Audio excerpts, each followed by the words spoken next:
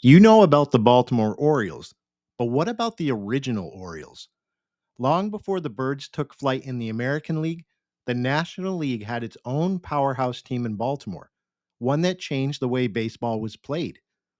This week, I sit down with historians Tom Delise and Jay Seaborg to talk about the 1890s Orioles, the ones that featured the wild tactics of Foxy Ned Hanlon, and why this team left a permanent mark on the game despite being erased from the league. Stick around because this is a story you're not going to want to miss. Today on Rounders, a history of baseball in America.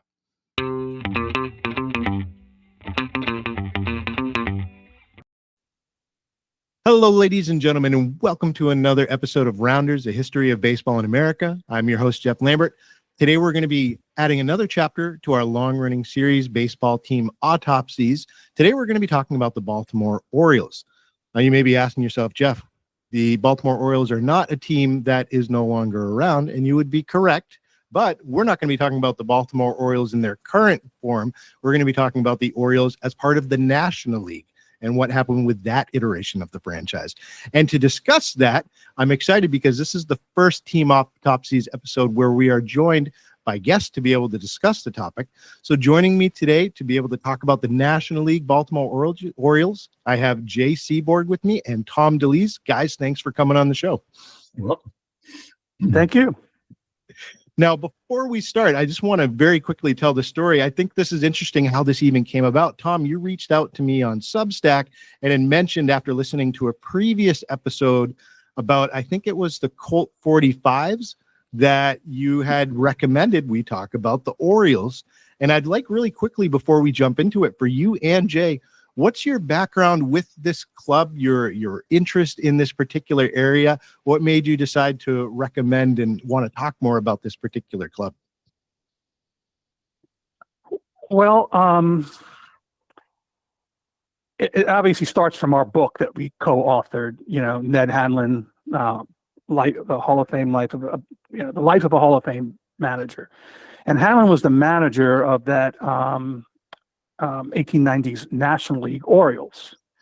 And just to make a very long story short, I became interested in his story and the Orioles story after reading a great book on the subject by Bert Solomon, Where They Ain't, which was the history of that team. Mm-hmm. And then I began to do some research, and I found out most of that stuff was happening right around the neighborhood where I lived.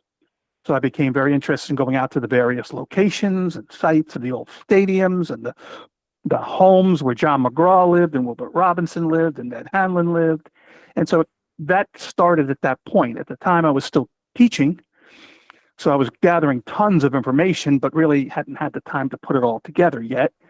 And then after I retired, I met with Jay, and Jay can pick up, I guess, the story from there and how we collaborated with the book. Yeah, Tom's classroom was only a couple doors down from mine, so we used to talk baseball all the time. I'd stop in and, we talk about the Orioles, the modern Orioles. And so he contacted me after he had retired. I was in my last year of teaching, so I was still teaching. And he had put together a trivia game, and he asked me if I'd take a look at it. And one of the questions was about Ned Hanlon. And Tom said, I think there's a book in this guy. And I didn't know who Ned Hanlon was. I knew who the 1890s Orioles were, McGraw and Keeler and Jennings and those guys. And that was our starting point. And in the process of doing the research on Hanlon, we obviously had to do a lot of research on that team. And they are just a fascinating bunch of ball players. I mean, their stories are just compelling. And so there's a big section of the book is about those great National League teams that Hanlon put together in the mid-90s, 1890s. And we're going to make sure to discuss that book a little bit more at the end. We'll make sure to put a link in the show notes for people that want to check it out. But, going into the topic for today, just as we do with our other Team Autopsy episodes, we're going to be talking about the origins of the club, how they came about. We're going to talk about where the Orioles played. We're going to talk about the team logo and the uniforms, some of the famous players to wear that uniform and represent the club. And then we'll talk about the team eras. Where were some of the high points in the franchise's history, some of the low points in the franchise's history. And then, of course, it wouldn't be an Autopsies episode if we didn't specifically talk about what caused the demise or the decline of the club. Now, I know we're talking about kind of a part A and a part B here because the Orioles still exist in a different form today, but we're going to talk about how that also occurred. So I'm excited to jump into the topic. Guys, let's go ahead and get into it. I'd like to start off by asking you just the founding question. In terms of the origin of this baseball club, what are the roots of that? How did the Baltimore Orioles come to be? Tom, you should take that one. Okay. So the Baltimore Orioles actually start in a different league. There was a league that's recognized by Major League Baseball at the American Association, and it started in 1882. And it had the nickname, and it was a fascinating, really interesting league. A number of really good books out there about it, but it got the nickname the Bearney League because they did three things that the NAB did not allow. It cut prices, so instead of 50 cents being the cheapest ticket, it was 20 cents. It allowed wholesale games, and they allowed them to play on Sundays where local jurisdictions allowed it. Hey, Whereas the Tom? National League did not allow any of those three things. Tom? Yeah. Would you mind restarting that right after I ask you about the team's Sure. origins? Because there was about a 5-second part where it got really choppy and we weren't able to understand you. Okay. So if you could start from the top with that, just in case, I think it'll help, because especially first question, I want to make sure it comes across clear. Okay. So the first real league that starts is a National League in 1876. Then in 1882, a new league is formed, and it's recognized as a major league by Major League Baseball. It's the American Association. And it had gotten the nickname the Beer and Whiskey League because it allowed for three things that the National League did not allow. First of all, ticket prices were cut in half. Instead of 50 cents, they were 25 cents. They allowed beer and alcohol to be sold in the games, and they allowed Sunday baseball to be played in jurisdictions that allowed it. Mm-hmm.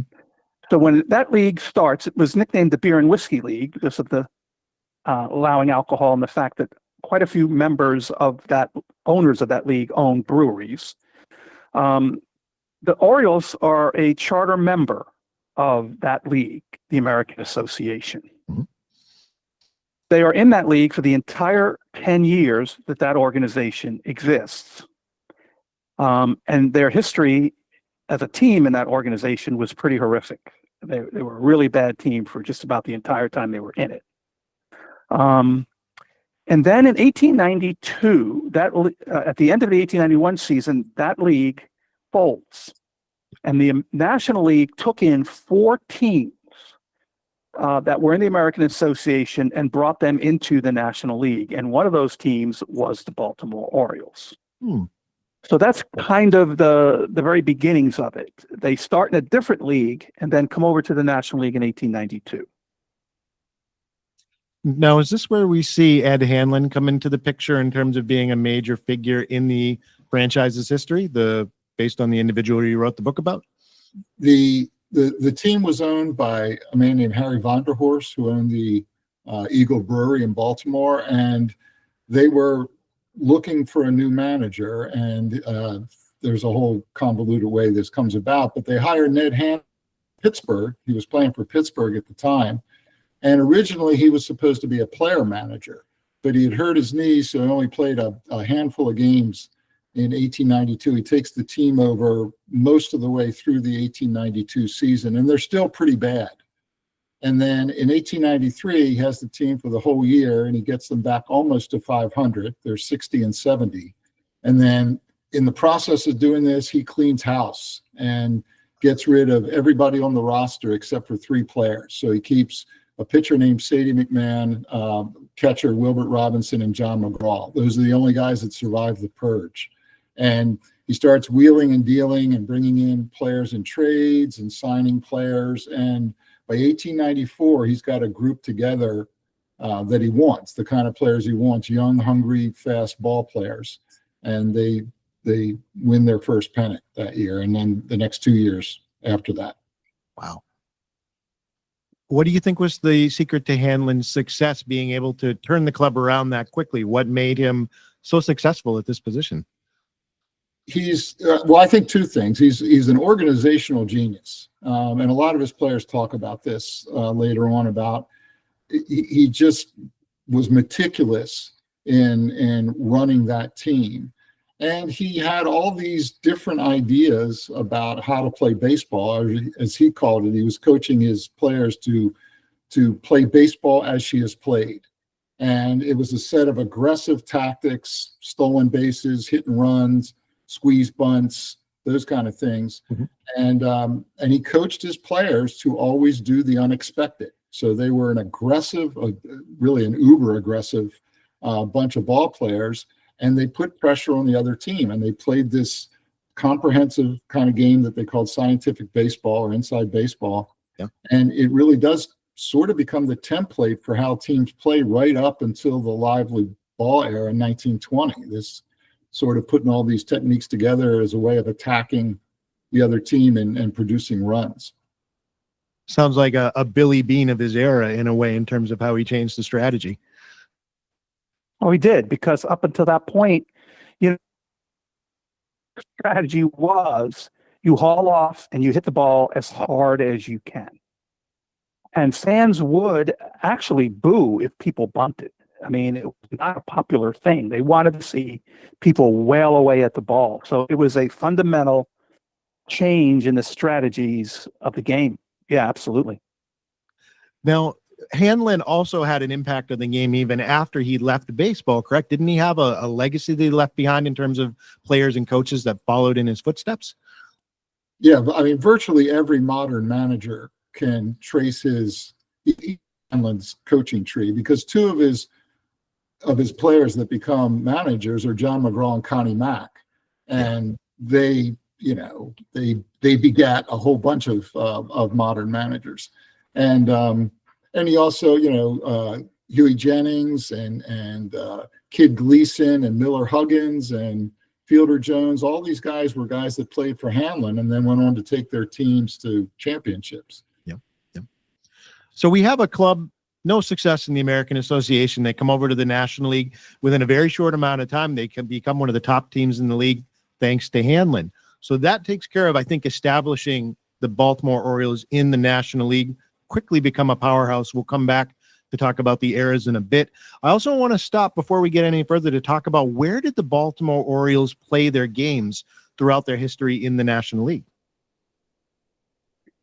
Well, that's a great question, because that's really fascinating. So in the very so you're talking just about the National League? Well, why where don't they we play start the with games? Why don't we start with the origins? Because we did, establish that they started off in the American Association. So from their origins, tell us a little bit about some of the places that they called home. Well, the first place, they kind of, historians or give them the names Oriole Parks 1 through 5. So there are basically 5 ballparks. They start pretty much in the beginning of the American Association at what was called Oriole Park 1, or at the time, of course, they just called it Oriole Park. Right. And they sometimes also called it the Huntington Avenue grounds. It was at the intersection of Greenmount Avenue and Huntington Avenue, which is today 25th Street in Baltimore. Mm-hmm. They played there for about 5 or 6 years, and then they moved about 3 or 4 blocks north to Oriole Park 2. They only played there less than 2 years, and people were complaining it was too far off the trolley lines. So then they moved in basically 1891. They moved to the park that is most closely associated with the National League Orioles, and that's Union Park. And that's the famous park where they won all of those pennants and had their dominance. And that was just a couple blocks west of Oriole Park 1. And it was still on Huntington Avenue, so some people called it also the Huntington Avenue grounds. Mm-hmm. But Union Park was the place where they played for the remainder of their existence. When they don't fold up, the National League drops them out of the league after the 1899 season. Which we'll go into in a little bit more depth in the future. Great coverage. let's imagine I am a time traveler and I get dropped into one of these iterations of Oriole Park. Talk a little bit about what did the uniforms look like for the Baltimore Orioles during this time, the logos that they used. What would I expect to see visually from watching this club? Well, I think one of the first things you notice is there's no names on the back of the uniforms like modern uniforms. And the Orioles had a couple different designs, but they're all sort of similar. They often had a big B. Sometimes it was a block letter B. Sometimes it was an old English B on their chest.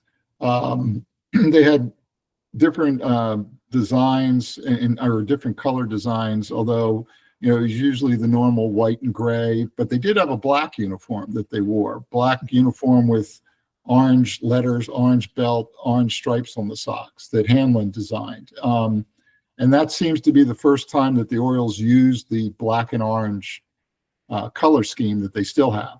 Wow. And they had the uniforms that most teams had in the late 19th century with the collars and the so it looked a little bit different. But I think if you dropped, especially if you were dropped into the 1890s version of the Orioles, it would look like modern baseball, including the uniforms. I mean, slightly different that they don't have the names on and the numbers. But other than that, it would look like a modern game of baseball. And they played with the high socks too. Yeah, the stirrups and they had their uniforms looked a lot like most of the other uniforms from the late 19th century. So they had the sort of the squarish hats rather than the rounded hats that they have now, and again the collars on the shirts, things like that. Talk to me. There was one interesting thing too. I just wanted to mention this, but for part of 1 year, I forget the year, it might have been 1884. When they were in the American Association, Spalding was making the uniforms. Albert Spalding, who had been a player himself. Yeah. And for part of 1 year, they had every single team in the major leagues. You had a different uniform based on what position you played. I can't imagine how confusing that must have been to watch. Oh, yeah. So all the second basemen in the league wore a certain thing. You know what I mean? And for a different shirt. And different belt or whatever. And so that was the thing. It was so confusing. It was originally designed to help people figure out who was who by seeing them with the outfit that they had on. But the players hated it. They felt it made them look like clowns. And so it ended up only lasting. I think they ditched it halfway through the season. But that would have been a really interesting thing to. Yeah, probably a good call on their part not to continue with that, especially for the modern. Yeah. Great rundown on the uniforms. Let's talk a little bit about some of the most famous players to wear the uniform. Who are some of these guys that stood out during the time period as being significant names in the National League and the American Association to put on the Orioles uniform? Well, Jay, I'll go ahead, Jay. You can go. We'll just alternate. Okay. And what I was going to say is in 1894, when Hanlon first puts this team together, the answer would have been almost nobody. The only big name on that team was he brought in Dan Bruthers to play first base. And he was, of course, a big star. But virtually all the rest of those guys are unknowns. So the one guy that was one of the guys that was left over was Wilbert Robinson, who goes on to later be a manager at Brooklyn and take his team to the World Series. He was the steady force on that team. Robbie. He was the guy, everybody liked him. He was a solid player. He was a really good player. And he was kind of the calming waters to McGraw's fire, which I'm sure Tom will like because he likes McGraw. But Robbie's the steady force on that team, and he's the guy that brings the whole team together, and kind of makes sure they're on the same page. And so he was always talking calmer to the umpires than McGraw was, but he was not above doing things like dropping pebbles in the batter's shoes when they're at bat so they couldn't run as fast and things like that. And the Orioles were famous for those kind of tactics. Yeah, and Robinson was the oldest player on the team pretty much until Dan Bruthers comes along that Jay mentioned. Because when, Jay also mentioned how Hanlon cleaned house after he had gotten there and only kept three players. So Robinson was a little bit more of the father figure in the group, and especially because he was the captain of the team. And Hanlon, because he wore street clothes, was not allowed out onto the field. And so usually the captains would call plays. The captains would be the one that would change pitchers, sometimes with signals from Hanlon. But and because he was a little bit older, he was the stabilizing force that Jay mentioned. And for me, I'll pick, because they had a bunch of Hall of Famers on that team. And I'll go with McGraw, because McGraw is, one of the absolutely most interesting figures in baseball history. He is just kind of a mystery wrapped in an enigma. Is that the expression or whatever? He had so many sides to him, but he was really just considered one of the dirtiest players in baseball. Opposing teams, opposing fans absolutely hated him, but he was incredible. He had a career plagued by injuries. Otherwise, he would have been elected to the Hall of Fame as a player, because he was incredible. He's still third all time on base percentage, but he was kind of the fire of that team. And the team in many ways kind of adopted his fiery personality. But this was an era where you had some really, I think Bill James, at one point had said something like the 1880s was a very violent era and the 1890s was criminal. So you had the Cleveland Spiders were notorious. They actually, the Cleveland Spiders were worse than the Orioles. McGraw was just this fiery guy, and he was the leadoff hitter for the Orioles. He was able to perfect fouling off baseballs. He could foul off 20, 30 pitches. And at this time, foul balls didn't count as strikes. So he could foul off 10 straight pitches and the count. So he drew tons of walks, and behind him hit Willie Keeler. Willie Keeler. So there's mine. And Jay, you want to mention another one? Yeah, one of my favorite players, and a guy I had never heard of until we were doing the research, was their center fielder, Steve Brody. Brody was a real character. He would just nonstop talk to himself in the outfield, quoting Shakespeare. And there was an incident where a fan was heckling him, and so he ran over to where the groundskeeper was and got a ladder. He was going to put it up against the fence and go up in the stands after him. And there's a story that early on, when Keeler first comes over to the Orioles, he was a third baseman. He was a left-handed third baseman, and Hanlon said, "No, you're going to play right field." And so he puts him out in right field, and they're playing a game, and Keeler keeps running away from the fly balls, and Brody comes over and catches him. And they come into the bench, and Keeler throws down his glove. He goes, I'm not playing right field anymore." And Hanlon goes, "What's the matter?" He goes, I can't play with that guy. He's out to get me. That center fielder's out to get me. He says, "What are you talking about?" He said, "Every time there's a fly ball, he's like, 'You dirty dog, you dirty dog.'" And he runs at me. And the rest of the players start laughing because they said, "No, he's talking to the baseball." Like, that's how Brody was. And there was an article in the local paper that Brody had made an error in a game. And the way they put it in the article was, to punish himself, he refused to talk to himself for the rest of the game. And later on, after he retires, he works with Hanlon. Hanlon's head of the park boards in Baltimore, and he hires Brody to go around Baltimore and scout out locations to put up ball fields.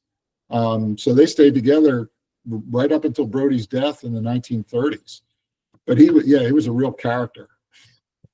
Then they had Joe Kelly, who was a left fielder. Hanlon picked him up in a sweet deal, and Kelly was the guy was kingpin of the Orioles. That was his nickname, the Kingpin, because he was that big bat in the middle of the order. He was their power hitter, the slugger. And his nickname was kind of like Handsome Joe Kelly. He was supposed to be very popular with the ladies, and he would go out into left field, and he'd pull out a little mirror and check to make sure his little curl in the front of his hair was set just right. So, fans used to kind of taunt him about that. And Kelly's elected to the Hall of Fame as an outfielder. He was a great hitter. And then the other guy that held their infield together is Huey Jennings, shortstop. Hanlon picks him up in another one of those shrewd trades from Louisville. He couldn't hit a lick. And then he gets to Hanlon and he turns into a Hall of Fame shortstop. I think Bill James picked him as the best defensive shortstop in the 1890s. And you look at you look at the players' numbers now and you see that Jennings had 50 errors or 60 errors, and you're like, how could he be the best shortstop? Well, that was normal back then. They had those small gloves and the fields weren't exactly pristine all the time. And so errors were common, but he was known as a great infielder and he was a good hitter.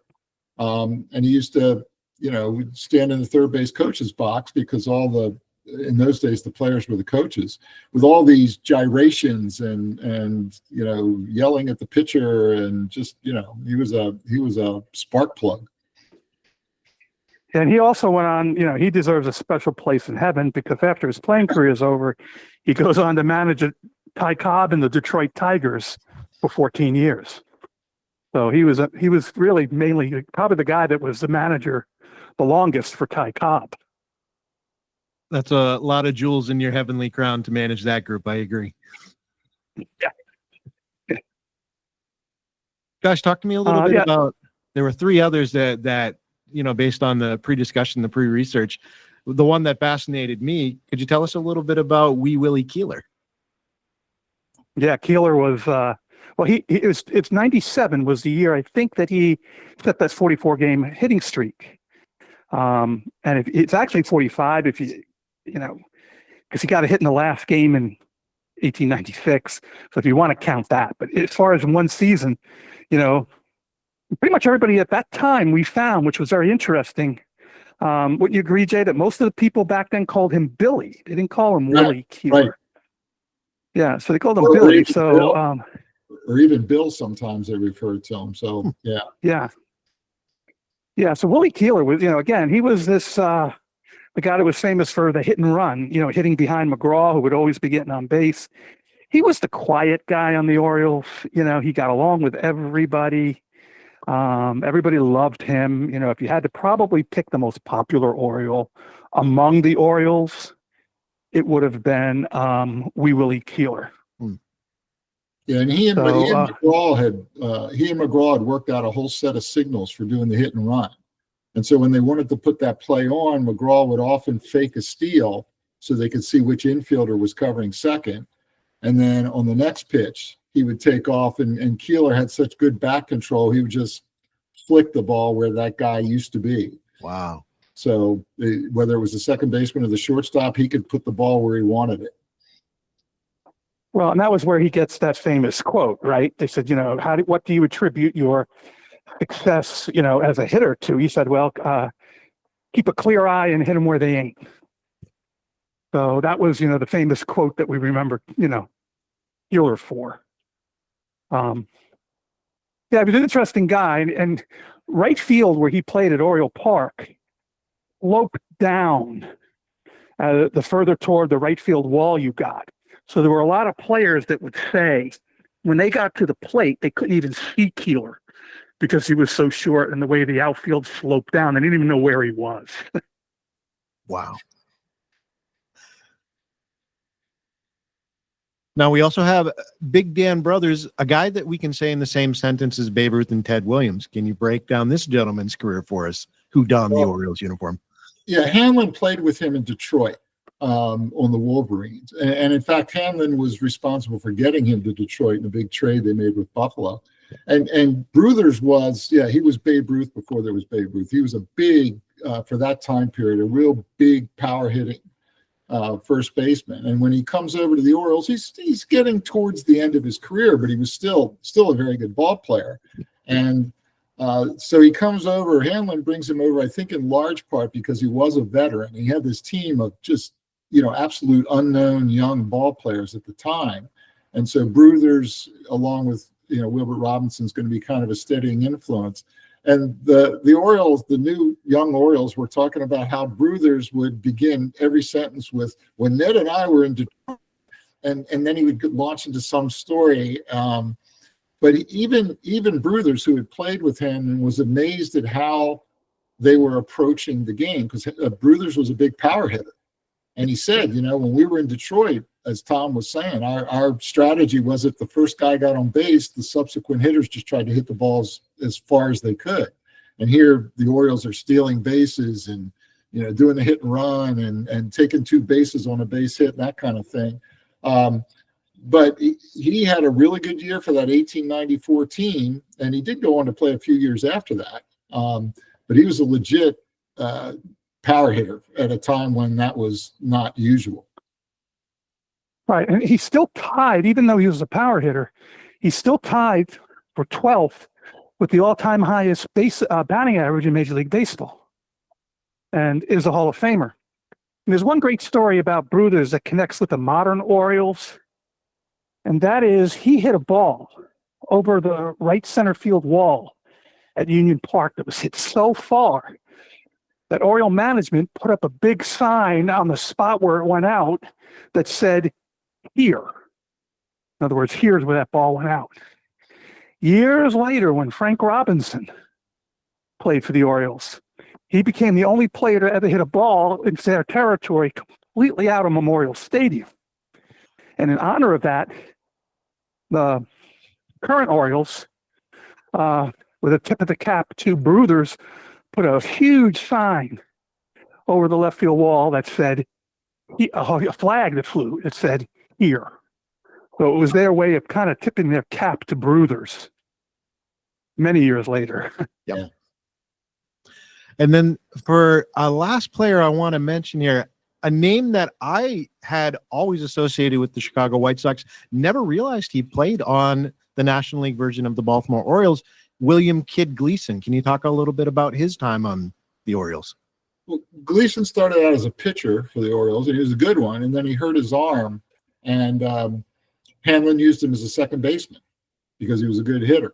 Yep. And he was like most of other Hanlon's players, he was a scrappy ball player.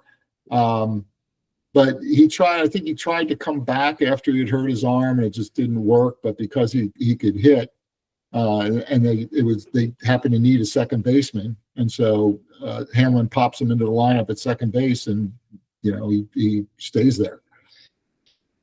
Well, and he was he was a guy that was just out of the McGraw page. I mean, he was a rough and tumble, really tough guy, and he was kind of really upset when Hanlon traded him at the end of the 95 season. He traded him to the New York Giants for, Hanlon felt he didn't have a strong enough offensive-minded first baseman, so he traded him for Dirty Jack Doyle, and Gleason went to the Giants. But then, Gleason became the manager of the Chicago White Sox, the Black Sox. So he unfortunately is linked to that throwing of the World Series in 1919, although there's absolutely no evidence that it had anything to do with that, and certainly didn't have anything to do with it. But that poor guy, I mean, he remained friendly with Hanlon. We found an article in the paper how, Gleason was originally from Philly, would, come down toward Baltimore and go to the racetrack with Hanlon and Joe Kelly. The Orioles of that era were a really tight-knit group of guys that had a strong bond. And if you ever read anything that McGraw wrote about it, he said, that they were the best team. It was the best time of his life. That when they would do something together. Nobody just went to the theater. They all went to the theater, So they had reunions all the time. And I mean, look, they had their problems for sure. They had some knockdown, drag out fights, but, they worked their way through it. Yeah, like all families. I mean, they were like brothers, and a lot of them were in the same boarding house in Baltimore, and they'd hang out on the back porch, and they would talk baseball, and they'd sing songs, and they'd go to the racetrack together, and they go to the theater together, and they go to the saloons together, and they really were. The band of brothers thing is kind of thrown around a lot, but they really were like that. And that's one of the reasons they were so successful, because they were, as McGraw would say, they were thinking, eating, breathing, drinking baseball all the time. Yeah, in Baltimore, McGraw and Robinson bought houses right next to each other, row homes right next to each other. And 2 blocks away, Joe Kelly lived, and 2 blocks in the other direction, Steve Brody lived. So they all lived near one another. There's the touching story about when, Hanlon was very devout Catholic. That team was primarily Irish. Wilbert Robinson, however, was a Protestant. And there's the same story when they thought Robinson was going to die. They thought he was dying. And so the priest had come over his house, doctor come over his house, and they sent word to Ned Hanlon, come quick, Robbie's dying. So Hanlon rushes over to Robinson's house. And right when he walks into the room, Robinson said, Ned, I'm so glad you're here. You were the guy that taught me baseball, and now you're the guy that's going to make me a Catholic. I want you to be my godfather. And the priest stepped up and he converted to Catholicism right there on the spot. And Hanlon held his hand, tears filling his eyes. And then Joe Kelly came running over from a couple of blocks. And so it just gives you kind of an insight into, how close all these guys were, most of them for most of their lives. They really were a band of brothers. And Robinson and McGraw open up what might be the first sports bar in America, the Diamond Cafe, which was a 3-story building that had, it had workout rooms and it had a saloon, it had a reading area. It's where duckpin bowling was invented. They had a bowling alley. So they were always interacting with each other. And as Tom said, they held reunions into the 1920s. All the players would get together, and they were like a family. It's not, you don't always see teams stay in contact like that after they've scattered and gone to other teams. Agreed. Yeah, they were certainly I'm sorry. No, please go ahead, Tom. I was just going to say they certainly had the first sports bar in Baltimore. I think maybe just a couple years before it was Nuff Said Third Base Saloon in Boston. But yeah, it was definitely something nobody had seen kind of in Baltimore. So I just wanted to add that. To see the camaraderie these players had with each other, like you said, at a time where team chemistry wasn't really weighted that much, certainly points to, I think, the success that we're going to talk about next that this club experienced in the National League. And also just to make a quick run back here, the amount of names, prominent names, Hall of Famers, guys that were very successful during this era in baseball that played for the Orioles was certainly something I didn't realize until we put together, this coming on to this episode. So certainly the Orioles deserve a lot more credit, I think, a lot more prominence in terms of fielding a lot of these guys, putting them on this roster. So I want to transition, now that we've talked about some of these prominent names, to what we usually do is we talk about the eras of these clubs before they went defunct. Now, this was a very short time frame for the Orioles in the National League, but I'd like to go back through with a little bit more detail and talk about their run in the National League. They were unsuccessful in the American Association. Please give us a run through of how did they perform during their time where they were active in the National League? Well, from 1894, 1895, 1896, they win the pennant. 1897, they barely lose in a really close all-season long pennant race to the Boston Beaneaters. And then in 98, they finish second again. So they're really successful, and they're a really good team. Now, in those days, they didn't have a World Series, but they did play a series after the season was over called the Temple Cup, where the first-place team would play the second-place team. Well, invariably, the second-place team usually wins because the first-place team feels like they already proved they were the best team. The Orioles that only lasted for 4 years, and the Orioles were the only team that was in it all 4 years. So they either finished first or second all the years that they were doing that. And there was, at the beginning of that decade, the Spiders had a good team and the Giants were pretty good. And then in the middle, you have the Beaneaters and the Orioles going at it, sort of, the two powerhouse teams. Yeah, so I mean, they were pretty dominant. And like Jay said, there were 2 other teams that pretty much through that period were really good teams. I mean, the Boston Beaneaters were an incredible team. They had won 3 straight pennants in a row. 90, I'm sorry, 91, 92, 93, they won 3 straight pennants. And then in 94, the Orioles stopped them from winning their 4th straight pennant. And they had a bunch of really good Hall of Famers on that team. You know, Amos Russi and Kid Nichols had incredible pitching. And then the Cleveland Spiders had Cy Young. You know, he was their big stud during their time. And they had another Hall of Famer named Jesse Burkett. And they had the famous Indian player, you know, Louis Sockalexis. You know, he wasn't much of a factor, but he's still pretty famous. And so you had a bunch of really, really good teams in the National League. And so the Orioles, like in, let's see, 96, that's the year they go 90 and 39. They go 87 and 43 and 8 and 95 when they win the pennant. And then, you know, 94 was they shocked everybody. Nobody had any idea that the Orioles, you know, they didn't even think they would be able to, you know, be a first division club, much less win it all. So they just shocked everybody. And there were some great players they were, you know, going against at that time. Cap Anson, and like I said, they were facing pitchers like Amos Russi and Cy Young and Kid Nichols, Hall of Famers, and, you know, John Montgomery Ward. And it was really a rough and tumble time. And it was violent. I mean, I would love to seen a game there. Yeah. Would have loved to seen a game.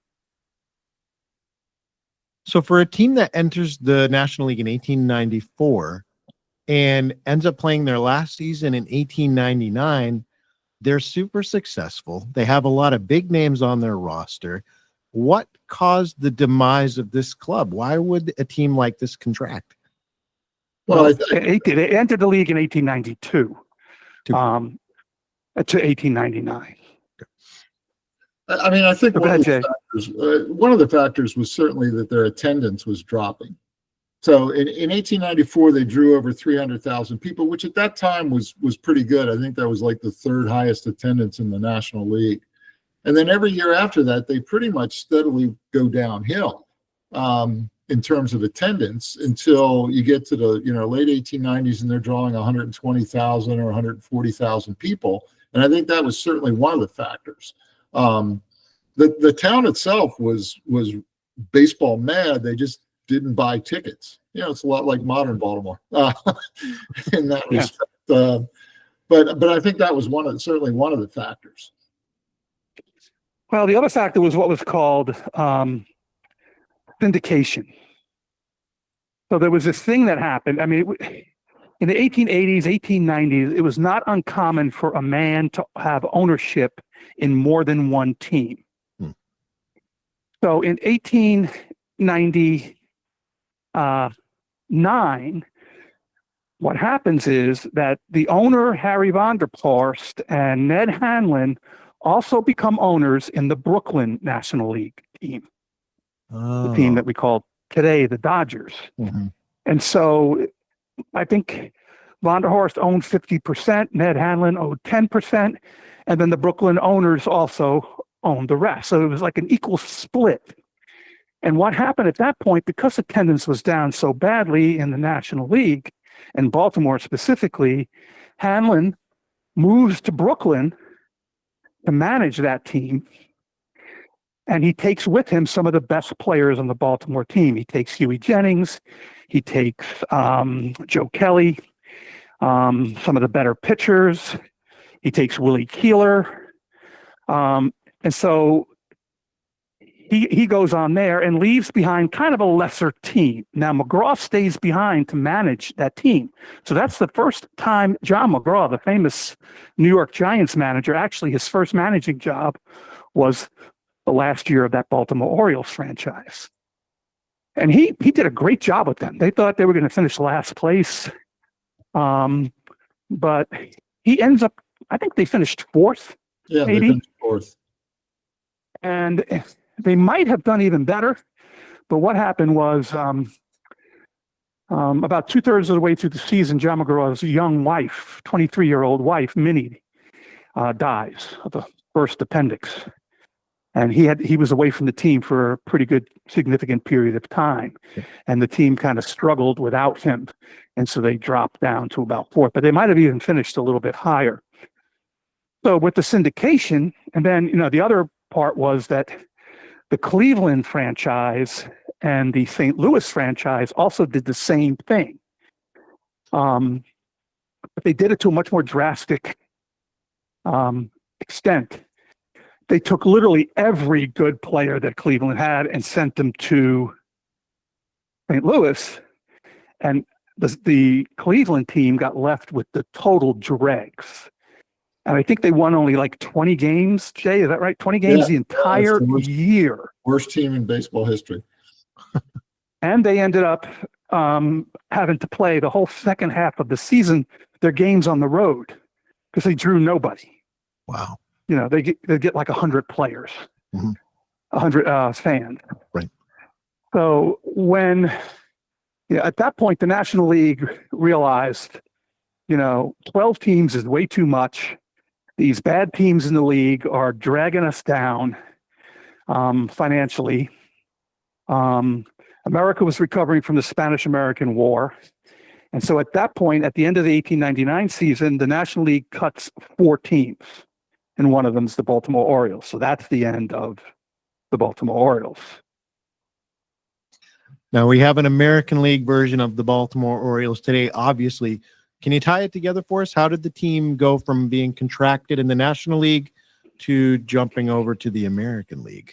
Well, when the American League opens up, there is an American League franchise in Baltimore. And McGraw is the manager again, which was probably a bad fit because he and Van Johnson, the head of the American League, were not going to get along.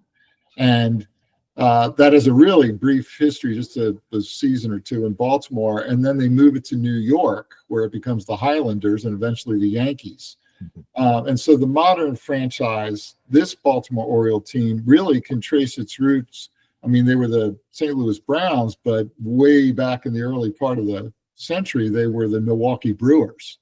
So the Milwaukee Brewers become the St. Louis Browns, become the Baltimore Orioles. So there's no connection. There's no direct connection between either of those two franchises and the present Baltimore Orioles, other than the colors and the name. Right. Well, in a twisted way, you can almost kind of say that one reason that to some degree, the Baltimore Orioles, that National League franchise, was responsible for the creation of the American League. And the reason is that Van Johnson had been a Cincinnati sports writer and then took over a minor league team. And one of the main reasons he took over the minor league team was he was a minor league, literally. He was disgusted with the rowdy play that he saw in the National League. The fact that it was not a a family-friendly game. Women wouldn't come to the ballpark. The profanity. I mean, a really good crowd would be 12 or 13,000 people. They were all very, very close to the field. And when these guys started cussing, you could hear it everywhere. They were hitting umpires. They were fighting each other. They were fighting the fans. And the game was so rowdy that Van Johnson decided, I'm going to create a new league, but it's going to be a clean league. And I'm going to support my umpires. I'm not going to allow profanity and rowdy behavior. I will suspend those players and managers that engage in it. And so he forms the league kind of as a rebuttal to the Cleveland Spiders, Baltimore Orioles type of play in the 1890s. And that's why hiring John McGraw as the manager just makes no sense. Why would he possibly do that? And so McGraw was getting suspended by Van Johnson left and right. And finally, McGraw, halfway through the 1902 season, got an offer to manage the New York Giants, and he took it. And he left, and he took a bunch of Orioles with him. He took Iron Joe McGinnity, who becomes a Hall of Fame pitcher. He takes them with him to the Giants. And that Oriole franchise literally did not have enough players the next day to play a game. And Van Johnson had to go around and recruit players, and they basically just limped to the end of the season. And as Jay said, they end up, Van Johnson moves them to New York. Now, there is a modern day controversy still, going back to what you had mentioned, Jay. I want to know where you guys land on this. do the National League version of the Baltimore Orioles, should they be tied into the history of the New York Yankees? Where do you sit on that? Because there is a connection, and I know there is some back No, and it's forth the about American whether- League Orioles. No, that would Yeah, be the it was the American League team. The National League team just disappears. It gets, they just shrink the league and they're just disbanded.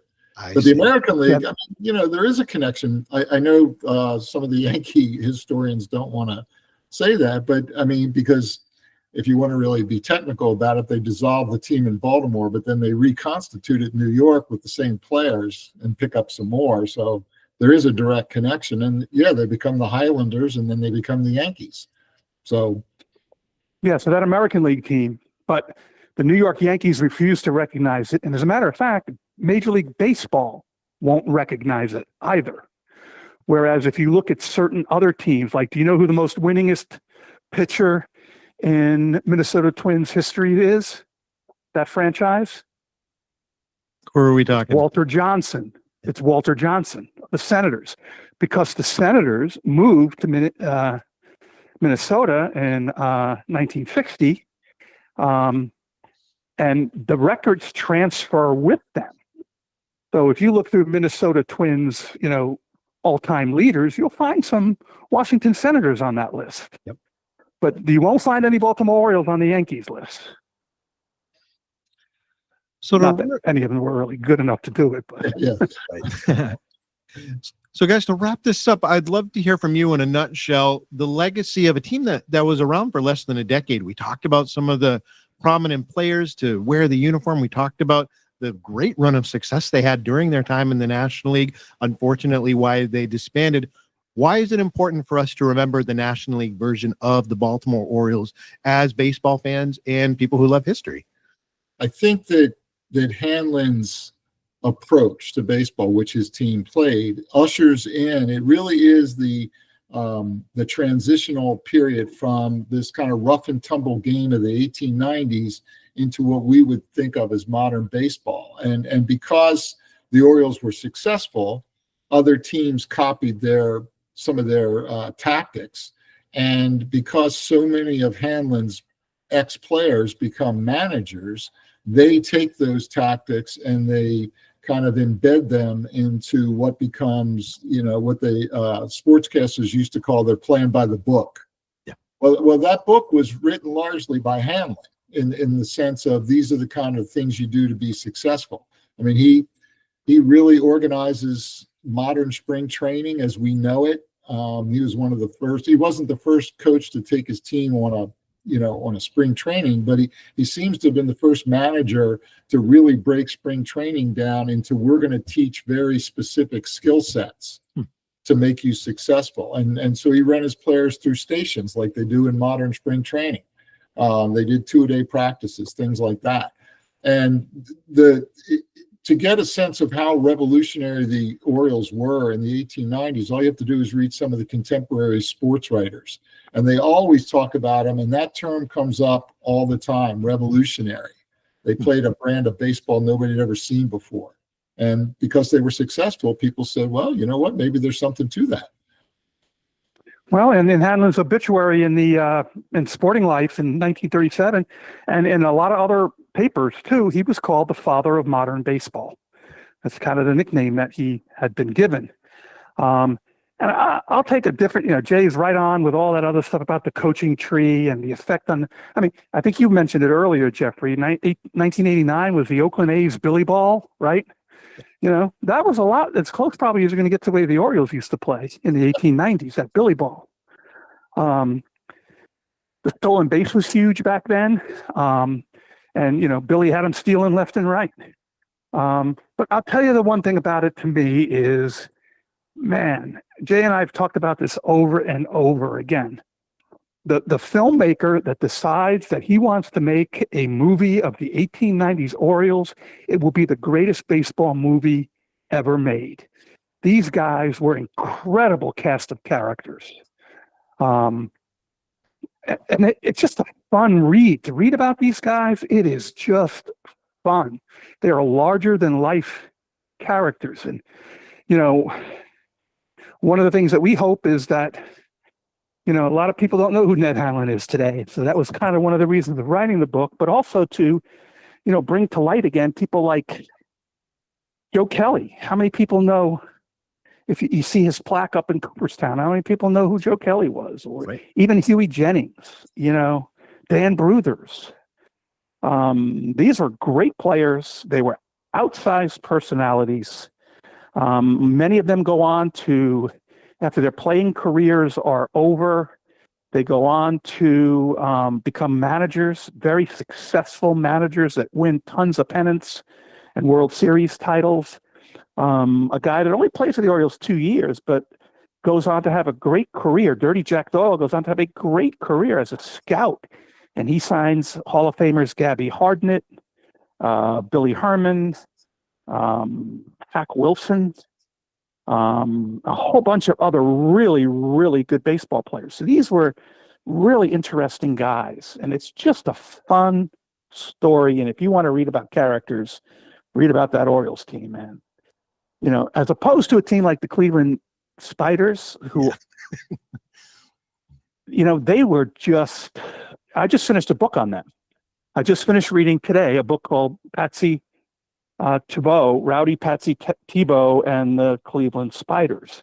And the thing that struck me when I finished that book was the Cleveland Spiders were rowdier than the Orioles, but their personalities were despicable. And after they leave the game, they really have very little influence, So the Orioles were just, they were great. And to learn more about not only the Orioles, but about Ned Hanlon, like you said, a figure that should be much more well-known to baseball fans. You both co-authored a book called The Baseball Life of a Hall of Fame Manager, Foxy Ned Hanlon, The Baseball Life of a Hall of Fame Manager. Can you talk to us a little bit about how can people find this book? What can they expect to learn a little bit more about Ned Hanlon in this work? I'd love to push this to help people delve even more deeply into this topic. Well, it's available on Amazon, so you can get it online on Amazon. And we covered Hanlon's entire life from, growing up in a textile town, like a lot of Irish immigrants, right through his baseball life. He was a good player. I mean, a great defensive outfielder, great base stealer.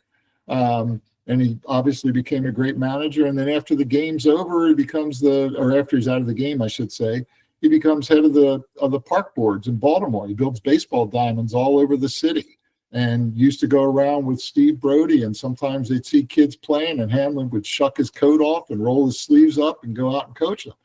And what you also get in the book is not just information about Hanlon, but 19th century baseball, which is, baseball wants to almost pretend like that really wasn't baseball in the 19th century. And by the time you get to the 1890s, it's modern baseball in every sense of the word.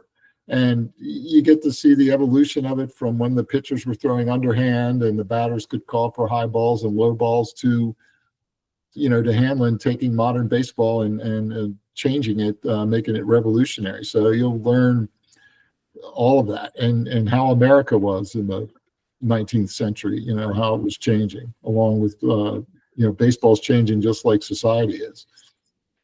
Again, and it wasn't until Hanlon's second year with the Orioles that they moved the mound back to its current distance at 60 feet, 6 inches. So the whole time Hanlon was playing and even with his times managing in Pittsburgh and his first year with the Orioles, they were pitching from 55 feet in a box, the pitching box. So the rule changes are fascinating. And Hanlon is he was a very inspirational guy.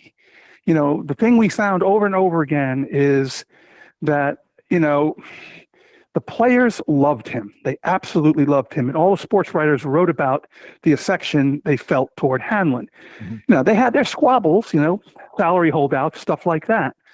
But, Hanlon also went on a world tour. In 1888, Albert Spalding takes his Chicago White Stockings and then he puts together an all-star team to play against them. And they travel the world. They're gone for like 6 months. They go to Australia, New Zealand, Ceylon, Egypt. There's a famous picture of them all sitting on top of the Sphinx. They play a game right in front of the pyramids. They go to Italy, France, and Hanlon's on that team. So this little young boy growing up in a mill town travels the world, meets presidents, because, they had gone to the White House on at least 2 occasions with the Orioles, and or one time with Spalding's tour. And his players just absolutely loved him. I told the story about, Wilbert Robinson converting to Catholicism. Right. And, when John McGraw died in 1934, and they were bringing his body back to Baltimore to be buried here in Baltimore, Hanlon was standing there on the train platform waiting for the coffin to come in. And he said to somebody he said, look at Joe Kelly standing over there and little Johnny McGraw. I remember all of these guys like they were when they were players. They're still my boys to me, and Hanlon was a guy that you had a number of really touching moments with. He was a guy who understood the big picture, a devout family man whose son was killed in World War I. He's just an incredibly interesting individual. Again, the book is Foxy Ned Hanlon, The Baseball Life of a Hall of Fame Manager. I'll make sure to include the link in the show notes if you'd like to pick up a copy. Before we finish, guys, if listeners have additional questions about the Orioles or Hanlon, or if they just want to further connect with you, how could they do that? Jay, why don't we go ahead and start with you? They could contact me at jseaborg@hotmail.com, and that's how they can get in touch with me. Okay. Tom? For me, it would be Thomas Delise, my name, Thomas, ThomasDelise, all one word, all lowercase, at yahoo.com. Great. And I'll make sure to include that in the show notes too. Guys, I can't thank you enough for coming on to talk about the National League iteration of the Baltimore Orioles. Fascinating conversation. Great to spend time with you. Thanks for having us. Thanks, Jeffrey.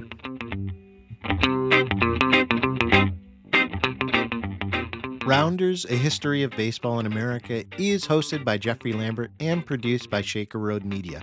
A special thanks to our premium subscribers who give just $1.25 a week to help grow this show.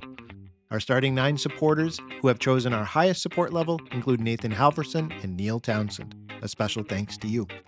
Sign up at www.rounders.substack.com to get our free bonus show, more photos and videos of our topic material, and support this show financially if you are able. Thanks for your support, and remember, there are only 2 seasons, winter and baseball.